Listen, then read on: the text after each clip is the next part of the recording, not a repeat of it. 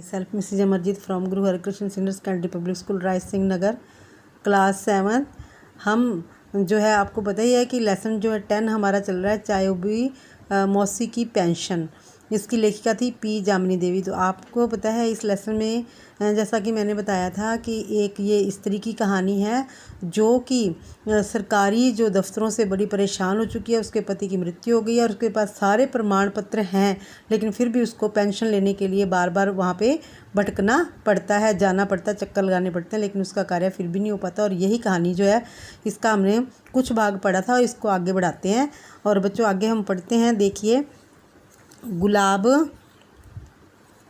गुलाब मौसा की कुछ शिकायतें, कुछ वाजिब और कुछ गैर वाजिब। वाजिब मतलब सही तर्कपूर्ण थी। मौसा भले ही माली हूँ पर अपनी पत्नी के लिए साहिब से कम थोड़े ही थे। पर मौसी तो और कामों में उलझी रहती थी, लगी रहती थी। उन्हें अपने पति की इच्छाओं का ज़रा भी ध्यान न रहता था। इतना तक नहीं कि थोड़ी फुर्सत यानी कि समय निकालकर मौसा के साथ बोल बतिया ले, मतलब कि उनके साथ बैठकर बातें कर ले। एक दिन अपनी धुन में मौसा बोले, इबो तौबा। एक दिन साहब ने मुझसे पूछा, गुलाब बंगले की सीढ़ियों के पास जो गुलाब का पौधा है, कभी उस पर फूल क्यों नहीं खिलते? मैंने उत्तर दिया, साहब उस पर जल्दी ही फूल खिलने लगेंगे। इतना कहकर मैंने चाकू से उस पौधे को सट से बीच से काट दिया। साहब भौचक्के मतलब हैरान होकर बोले, फूल खिलने की बात कहकर उसे काट क्यों दिया? साहब कुछ दिन इंतज़ार कीजिए, मतलब कि प्रतीक्षा कीजिए, फूल ज़रूर खिलेंगे। इसके बाद मैंने पौधे को निराया, मतलब कि पानी वानी दिया और खाद डालकर सींच दिया। कुछ दिन बाद उस पौधे में कोंपलें फूटने लगी, फिर फूल आ गए। साहब ने देखा तो मेरी तारीफ़ों के पुल बांध दिए। तारीफ़ें मतलब कि प्रशंसा करने लगे। तो मैंने उन्हें गर्व से बोलते हुए सुनता रहा। फिर एक दिन वे बड़े खिन्न मतलब कि चिढ़ कर बोले, इम्बो तोबा, मैं बहुत ही ना समझ और बेवकूफ़ हूँ। साहब मुझे बड़ा प्यार करते थे। जब वे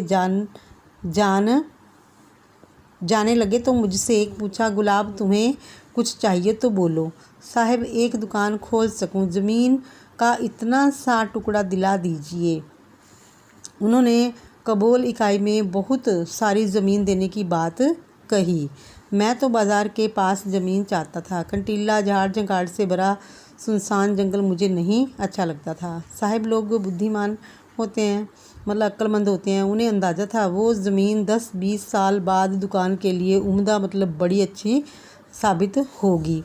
आज वहाँ स्कूल, कॉलेज, तेल कंपनियाँ, बड़ी बड़ी दुकानें, बहुत कुछ बन गया है। उनका कहना मान लिया होता तो आज इतनी तंगी में क्यों जीता।